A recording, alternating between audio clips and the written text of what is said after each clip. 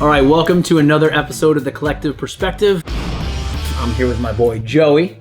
We're going to talk about some health and wellness today. Joey, why don't you just give everyone a little bit of background on who you are, what you do, and just a little bit of history. Joey Angelo, I'm the president and managing partner of Viva Tequila. We launched about 2 years ago. Been in the business for 15 years on the distribution side.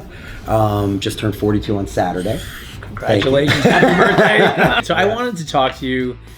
Just turned 42, 15 plus years, just starting a brand for a couple years. Brand new, we're just about 2 years old. A lot going on. How do you find the time to work out, stay healthy? You have to make it a priority. Travel, no travel, late nights. I mean, we all have them. We're out, we're about. I mean, this business, you have to be 6 a.m. I'm at Equinox, I'm at Rumble Boxing, like rain or shine, like you have to make it a priority. And like we always talk about, with food and stuff like that, it's just like I'm far from perfect, but it's, bad food in, bad energy out. Good food in, good energy out. And it's just, it's that important. Yeah. Just like brushing your teeth. Just like putting on the shoes. For sure. I make it, the gym is my business before my business day starts. That's why I go so early. And I treat it like my business. So I'm militant about it. I'm never late. I'm prepared. The gym bag is packed the night before. The water bottle is on ice. All of that. So I treat it like a business. You've been in the industry for a long time, a lot of alcohol, a lot of booze. That's why I have a giant smile on my face. And that's it. I don't even need to ask the question. I've been drinking since 7 a.m. I know you're not, but it can wear on you, right? Yeah. How do you maintain the positivity? How do you maintain happiness in such a grueling industry? Again, I think it's really with your priorities. I mean, it is a tough business. People think it's you start your day at 1 or 2, but I mean, it's you start your day at 6 and 7, and then it probably goes to 1 or 2, but that's AM. Right.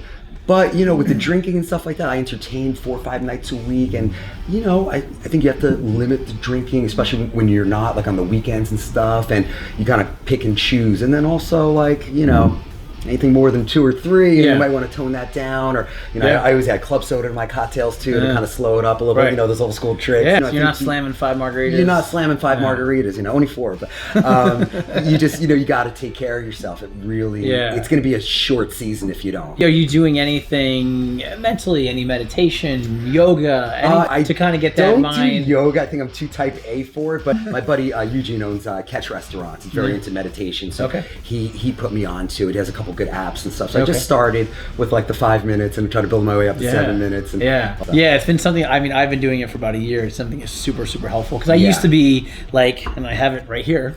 I wake up, grab my phone. For sure. Right? Totally. Just putting it down at night. And clearing my brain. And I've always put it like face down. That's another thing too, like even like with the regimen, like everything is a regimen. Business is a regimen. When you're pitching something, I mean, everything has to say the same way, the same time. I mean, that's what it's all about. And even with like my sleep schedule, like this is a crazy business. I mean, there's no doubt about it, but I try to go to sleep around 12. A lot of times that could be 1, but 12 is pretty much the average, and then I can still get my 6 hours in, feel good, wake up, and that varies here and there. Sometimes a little earlier, sometimes a little later. But of course, you gotta have a plan, right? And I think a lot of people go into this without a plan, and it's just I don't know how you could start your day and just like figure it out. Like it doesn't work that way. If you can give some advice to the generation coming up right now, the bar industry, the bartenders, and also people like on the sales side, who are representing brands and out and about to bars. What advice can you give to them? If I had to say one thing, make it a priority. It's real simple to say, I'm too busy. I'm too, I mean, we're busy guys. You know what I mean? We live on airplanes and all that kind of stuff, but make it a priority. I mean? It's like, I don't love to wake up at 5:30 to go to the gym by 6. Take care of yourself first. That's it. And put it in that order. Make that your business at that time. And then make that your business. Yeah, for sure. I mean, the late nights are going to happen. The booze is going to happen. And that's part of it. So you got to even be more cognizant to work around that. You mentioned Viva 2 years? Viva's just... You've been with 2 years? We're just starting our 2nd year right now. Yeah. Okay, cool. I feel like there's a new brand on the market every day. Sure. I'm reading a story about a new micro distillery that just opened up every week. Sure.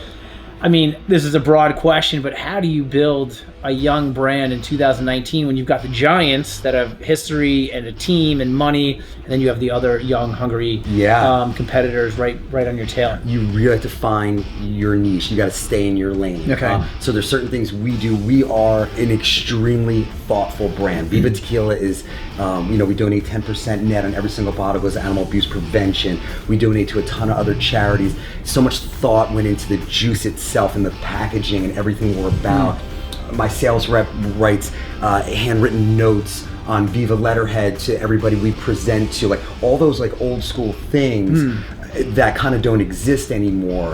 The events and stuff that you've seen firsthand, how much love we put into it in different brand collaborations. So we attach ourselves to other brands that have the same DNA that we have. Stay in your lane. Don't try to be what Avión is doing or Don Julio. Those are amazing brands and they do what they do, but you got to stay in your lane and do what you do. There's media, there's marketing, social media, for sure. social media. To build a brand, is it all social media these days, or is the sales guy on the street, saleswoman on the street, still important? I think the most important. And why? And I'll tell you why. Even we're a young brand, not everybody knows us yet. We're certainly getting there. But even I'll give you an example. Even something like a larger brand, say like Jack Daniel's. Of course, everybody knows it. It's an institution. Jack Daniel's Rye, maybe everybody doesn't know. So that's still a hand sell.